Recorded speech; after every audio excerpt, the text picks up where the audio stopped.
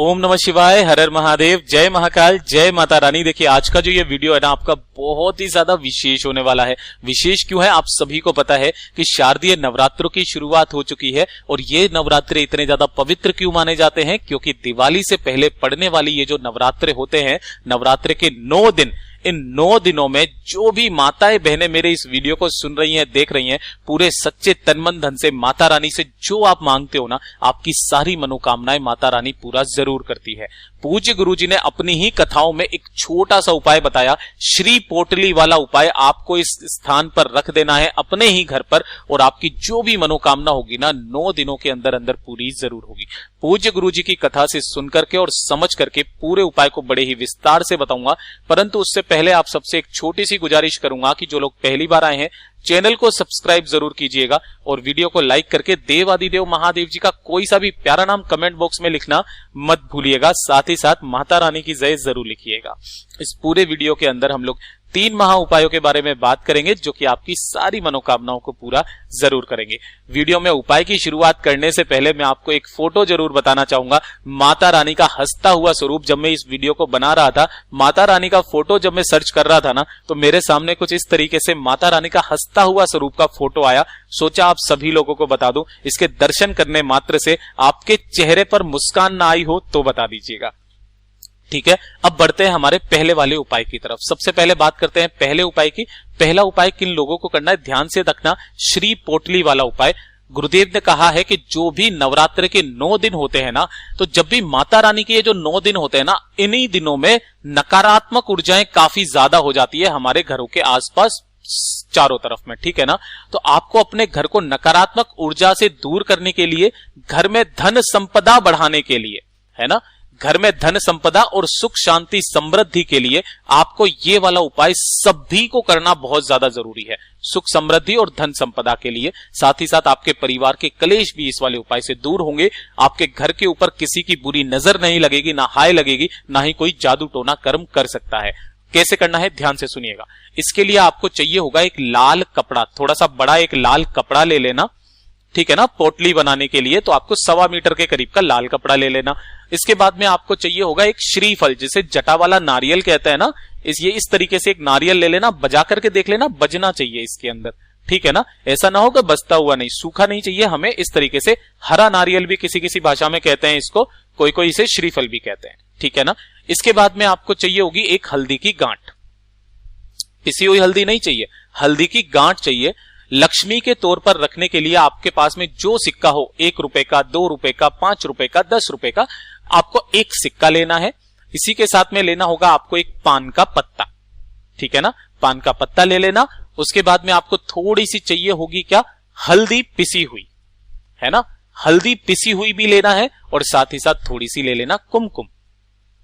इन सभी सामग्री को नोट करते चले जाइएगा, बहुत ही ज्यादा महत्वपूर्ण है। आपको थोड़े से चाहिए होंगे चावल, कोई गिनती फिक्स नहीं है, आपको थोड़े से चावल ले लेने हैं। और इन चावलों को एक काम करना कि जो केसर होती है ना, उस केसर को थोड़ा सा पानी में गला करके उन्हीं के अंदर इन थोड़े से चावलों को डाल देना, तो इस तरीके से पीले हो जाएंगे। पीले वाले केसर के चावल आपको चाहिए। आपको चाहिए होगी पूजा वाली एक सुपारी मात्र, कोई सी भी पूजा पाठ की सामग्री पर आपको मिल जाएगी। साथ ही साथ चाहिए होंगे थोड़े से जौ, है ना, ये सारी सामग्री आपको लेनी है। अब इन्हीं सभी सामग्रियों को आपको ज्यादा नहीं लेना है, थोड़ा थोड़ा सा लेना है। आपने इन्हें सभी सामग्री को लेकर के पहुंच जाना होगा कहां पर, जो भी आपके पास में माता रानी का मंदिर है ना, उस माता रानी के मंदिर में पहुंच जाना। माता रानी के मंदिर में पहुंचने के पश्चात आपको करना क्या है, ध्यान से सुनना। जब आप माता रानी के मंदिर में पहुंचोगे तो जो आपने एक पान का पत्ता लिया है, देखिए मैं आपको बता देता हूं, ये जो पान का पत्ता है, इस पान के पत्ते के ऊपर आपको सारी सामग्री रखनी है। क्या क्या सामग्री, देखिए सबसे पहले आपको यहां पर हल्दी और कुमकुम दोनों को मिश्रित करके एक स्वस्तिक का निर्माण करना है। इस तरीके से एक स्वस्तिक बना दोगे। स्वस्तिक बना देने के पश्चात जो आपने एक सुपारी, है ना, एक हल्दी की गांठ, आपने चावल के दाने जो कि केसर में भिगोए हुए चावल के दाने हैं, एक सुपारी, और जो आपने ली है ना, उन सभी सामग्री को आपको इसी वाले पत्ते के ऊपर रख देना है। देखो आपने पान के पत्ते के ऊपर रख लेना है जैसे जैसे मैंने आपको बताया। अब उसी पान के पत्ते को आपको माता रानी के सामने, जो भी आपके आसपास में मंदिर हो वहां पहुंच जाना। माता रानी के सामने आपको उन सभी सामग्री को पान के पत्ते पर जो आपने रखी है यहां पर समर्पित कर देना। हो सके तो एक दीपक माता रानी के नाम का यहां पर लंबी बत्ती का जरूर लगाना। साथ ही साथ जो आपने एक श्रीफल लिया है उस श्रीफल को भी आपको यहीं पर रख देना है। ठीक है, अपनी मनोकामना कह करके 2-5 मिनट वहां पर बैठ करके अपनी गुजारिश करके जो विनती करनी हो माता रानी से कर लेना। माता रानी से विनती करने के पश्चात 2-5 मिनट बैठ करके और इन सभी सामग्री को आपको उठा करके लेकर के आ जाना है। दीपक नहीं लेकर के आना है, जो पान के पत्ते समेत ही आपको सब कुछ उठा करके, साथ ही श्रीफल भी उठा करके लेकर के आना है। ध्यान से सुनना, हो सके तो एक काम की जो गुरुदेव ने बहुत जोर करके बताया था कि जिस मंदिर में आप जा रहे हो अगर उसमें कहीं पर भी शिवलिंग हो, है ना, तो शिवलिंग पर जो भी बेल पत्र चढ़ा हुआ है ना, उस बेल पत्र को भी आपको साथ में लेकर के आना है। ध्यान से सुनना, अगर हो सके तो आप किसी दूसरे मंदिर में चले जाओ, घर पे आने से पहले ही वहां से एक बेलपत्र जो शिवलिंग के ऊपर चढ़ा हुआ है उस पर चढ़ा हुआ एक बेलपत्र आपको लेकर के आना है। अगर बेलपत्र आपको नहीं मिलता है तो आप एक लोटा जल और एक बेलपत्र ले जाकर के महादेव जी के शिवलिंग पर समर्पित करना और उस बेलपत्र को वापस उठा करके लेकर के आ जाना।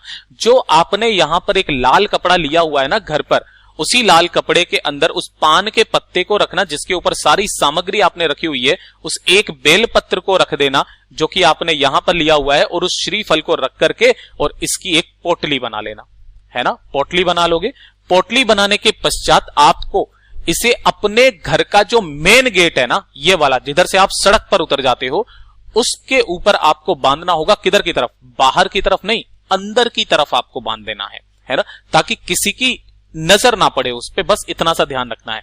9 दिन तक आपको इसे बांधे रखे रहने देना है। जब 9 दिन खत्म हो जाए नवरात्रे के, इस पोटली को ले जा करके अपनी कामना बोल करके और आपको नदी में प्रवाहित, जो भी बहता जल हो ना, वहां पर प्रवाहित आपको कर देना है। आपको कोई और उपाय करने की जरूरत नहीं है, माता रानी इसी में आपका सारा कल्याण कर देगी। पूज्य गुरु जी का ये वाला उपाय बहुत ही ज्यादा खास और अद्भुत है, जरूर कीजिएगा। बात कर लेते हैं दूसरे वाले उपाय की तरफ। अगर आपके परिवार में बीमारियां बहुत ज्यादा है ना, बीमारियों ने बहुत ज्यादा घेरा मारा हुआ है, खत्म होने का नाम ही नहीं ले रही है, किसी की भी तबीयत हमेशा से बिगड़ी हुई रहती है, परिवार के लोगों के स्वास्थ्य सही नहीं रहते हैं, है ना, किसी न किसी के बदन में दर्द, किसी के सर में दर्द, किसी के कमर में दर्द, कुछ भी होता रहता है ना, नवरात्र के इन पवित्र दिनों में मात्र एक बार इस उपाय को करना।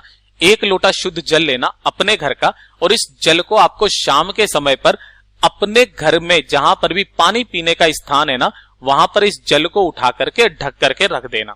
रख दोगे, रख देने के पश्चात इसे पूरी रात भर आपको रखे रहने देना है ना। नवरात्र के किसी भी दिन आप इस काम को करना, पूरी रात भर रखे रहने देना। सुबह के समय उठ करके इस वाले कलश के अंदर आपको एक बेलपत्र डालना है, और इस एक बेलपत्र को डाल करके इसे लेकर के अपने पूरे घर में फिर जाना।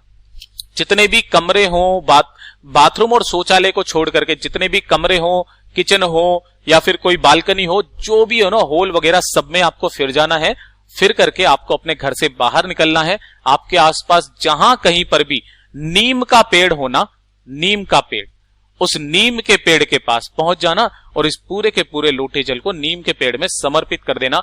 पूज्य गुरुजी ने कहा है कि जो 9 विद्याएं होती है ना, वो 9 विद्याओं का मिलन नीम के पेड़ के नीचे होता है, और जो व्यक्ति अपने घर का जल बेलपत्री डालकर इसमें समर्पित कर देता है ना, उसके परिवार में बड़ी से बड़ी बीमारी, बड़े से बड़े रोग खत्म हो जाते हैं। उस घर में कभी भी बीमारियां प्रवेश नहीं करती है। पूज्य गुरुजी ने बड़े जोर करके इन सभी उपायों को करने के लिए बोला, तो आप जरूर कीजिएगा। वीडियो पसंद आया हो तो लाइक जरूर करना, चैनल को सब्सक्राइब जरूर कीजिएगा। मैं आपसे मिलता हूं अगले वीडियो में। ओम नमः शिवाय, जय महाकाल, जय शिव शंकर, श्री शिवाय नमस्तुभ्यम।